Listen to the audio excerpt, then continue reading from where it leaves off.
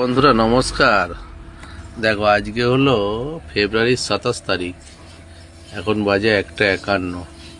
তো ঈদ তো এখনো যায়নি, এরপরেও একটা আছে কুরবানির ঈদ।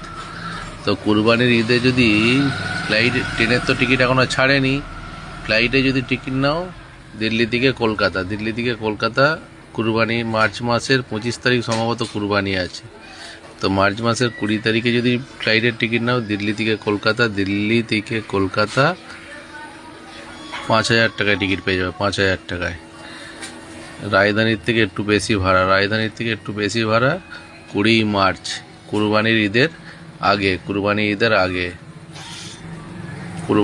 আগে দিল্লি থেকে কলকাতা 5,000 টাকা টিকিট পেয়ে যাবে। তো এই রকম ভিডিও দেখতে হলে আমার চ্যানেলটাকে ফলো করে নাও, আর বেশি বেশি করে শেয়ার করে দাও বন্ধু বান্ধবের মধ্যে, যেন দেখতে পায় ভিডিওটা। কুরবানির ঈদের টিকিটের রেটটা কত চলছে ফ্লাইটের, দিল্লি থেকে কলকাতা 5,000 টাকা।